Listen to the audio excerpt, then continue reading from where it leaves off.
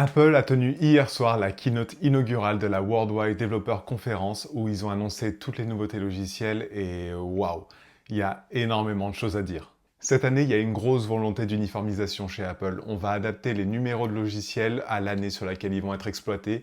Donc on a iOS 26, iPadOS 26, WatchOS 26, tvOS 26, macOS 26 et aussi visionOS 26. Pour cette vidéo, on va se focaliser sur iOS 26, donc abonnez-vous si vous voulez être sûr de rien manquer sur la suite, parce qu'on va faire aussi des vidéos sur iPadOS, WatchOS, tvOS, macOS et même visionOS. Et cette année, c'est le plus gros changement de design sur les systèmes d'exploitation d'Apple depuis 12 ans, depuis iOS 7 en 2013. C'est tout simplement un tout nouveau design qui a été énormément inspiré par visionOS et le Vision Pro qui sont sortis l'année dernière. Toute cette nouvelle identité visuelle, elle repose sur un nouveau matériau qu'Apple appelle Living Glass. Apple le décrit comme un nouveau matériau souple qui s'adapte constamment à ce qui est affiché à l'écran et à son environnement. Tout le système met constamment en avant cet effet de verre qui accentue la profondeur et les reflets. On peut voir en permanence ce qu'il y a derrière les menus, les boutons, les icônes, même si tout est déformé comme avec du vrai verre en fait, je trouve que c'est un effet qui est juste magnifique. Pour l'occasion, Apple a revu toutes les icônes, tous les menus, toutes les applications pour prendre en compte cet effet Living Glass. Ça peut vous paraître bizarre la première fois que vous allez l'installer sur votre téléphone, que vous allez jouer avec ou même que vous allez le voir pendant la keynote. Mais comme tous les changements profonds, ça prend du temps pour s'y habituer et je pense qu'au bout de quelques jours d'utilisation, on va vite apprendre à apprécier le sens du détail d'Apple et à quel point ils sont allés loin avec ce Living Glass. Par exemple, actuellement, certes, c'est la première bêta, mais je trouve qu'on perd pas mal en lisibilité, ça manque un petit peu de contraste et on a parfois du mal à discerner les différents éléments du système.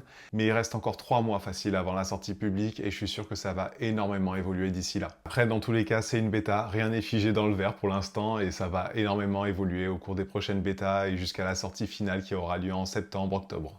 Toutes les icônes ont été revues, certaines pour s'adapter simplement au Living Glass, mais d'autres ont été totalement refaites comme l'application appareil photo ou l'application horloge, et elles sont juste magnifiques. Apple a même conçu un mode où toutes les icônes deviennent transparentes. Je trouve ça juste magnifique, même si ça peut paraître un petit peu radical pour certaines personnes, on aurait apprécié qu'il laisse un petit peu de couleur par exemple, mais je trouve ça juste sublime.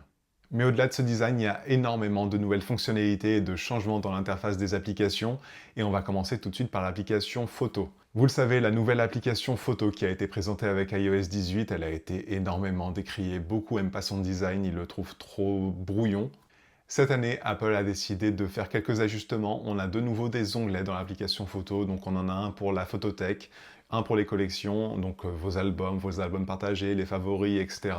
et un troisième pour la recherche. On peut maintenant spatialiser des photos et créer un effet de profondeur comme on peut l'avoir sur l'Apple Vision Pro. iOS 26 va créer du relief et vous permettre de pouvoir jouer avec une photo, voir ce qu'il y a limite derrière une personne. J'ai pu jouer avec très rapidement et c'est juste impressionnant. Apple a aussi revu totalement l'application appareil photo. Au-delà de son icône, elle a une toute nouvelle interface qui donne la part belle à la simplicité. On n'a que 2 onglets maintenant, photo et vidéo, et après si vous voulez accéder aux réglages, vous pouvez faire un swipe vers la gauche ou la droite, et là vous pouvez aller plus en détail. Pour moi, c'est quand même beaucoup mieux conçu parce qu'au fil des années, on a eu beaucoup de nouvelles options qui sont arrivées dans l'appareil photo. Entre les ralentis, les accélérés, les photos spatiales, ça devenait un petit peu brouillon et là, on va accéder plus rapidement à l'essentiel et ensuite pouvoir jouer sur les réglages. Apple a aussi légèrement ajusté l'interface de l'application musique. Maintenant, dans l'onglet bibliothèque, vous allez avoir des artistes que vous allez pouvoir épingler ou des albums que vous allez pouvoir afficher tout en haut. Le but, c'est de pouvoir accéder le plus rapidement à ce que vous écoutez le plus souvent. Mais la plus grosse nouveauté, c'est Automix. C'est une sorte de DJ virtuel qui fonctionne avec Apple Intelligence et qui va pouvoir deviner ce que vous avez envie d'écouter après et pouvoir faire une transition intelligente entre chaque musique.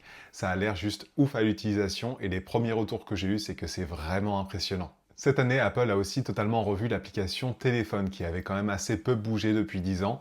Maintenant, on a une interface unifiée qui va comprendre la messagerie vocale, les favoris et les appels récents. C'est beaucoup plus clean à l'utilisation, même si on garde toujours évidemment les onglets contact et clavier. Ça uniformise vraiment ce dont on a besoin le plus souvent et je trouve que c'est une vraie amélioration. Vous savez, on reçoit tous énormément d'appels de spam en ce moment, c'est juste insupportable et Apple a vraiment attaqué ce problème avec iOS 26. Quand l'iPhone va détecter un appel qui vient d'un numéro inconnu, il va demander au correspondant quel est son nom, son prénom, l'objet de son appel, et seulement là, il va commencer à sonner. Fini aussi d'écouter la musique d'attente quand vous appelez un service client. Maintenant, l'iPhone peut faire l'attente pour vous et vous prévenir quand la personne est prête à décrocher. Grosse mise à jour dans Messages aussi. Comme sur WhatsApp et toutes les autres applications de messagerie, on peut maintenant ajouter un fond d'écran dans nos conversations. On peut choisir soit nos photos, soit celles proposées par Apple, soit faire directement des photos originales avec Apple Intelligence. On peut maintenant aussi faire des sondages dans nos conversations. Par exemple, si vous avez une conversation de groupe, que vous hésitez sur quel resto vous allez ce soir, quand vous parlez avec quelqu'un qui parle une autre langue que vous allez avoir maintenant une traduction en temps réel, et ça s'applique non seulement aux messages, mais aussi aux appels. Je trouve ça dingue. Dans l'application Carte, Apple va maintenant aller chercher directement dans vos mails, dans vos SMS, les numéros de suivi de vos commandes que vous pouvez passer sur Internet, et vous allez avoir directement le suivi de vos colis dans l'application Carte. En gros, ça va devenir le lieu principal pour suivre toutes vos livraisons. C'était déjà un petit peu le cas aujourd'hui, mais c'était pas aussi étendu. Il y a énormément d'autres nouveautés dans iOS 26, comme une application qui est dédiée pour les jeux vidéo, ou alors un gros upgrade pour Visual Intelligence qui fonctionnera maintenant avec les captures d'écran. iOS 26 sera disponible sur tous les iPhones à partir du 11 Pro, donc au revoir malheureusement à l'iPhone XR et à l'iPhone XS, et ça sera disponible à partir de cet automne. On ne sait pas exactement si toutes les fonctions seront disponibles en même temps, mais en tout cas le nouveau design arrivera à l'automne. Tout ça, on en reparlera d'ici quelques semaines au fur et à mesure des bêtas et qu'Apple va adapter les nouvelles fonctionnalités. En tout cas, j'espère que cette vidéo vous aura plu. Si c'est le cas, n'hésitez pas à laisser un petit pouce bleu et à vous abonner. Vous savez à quel point c'est important.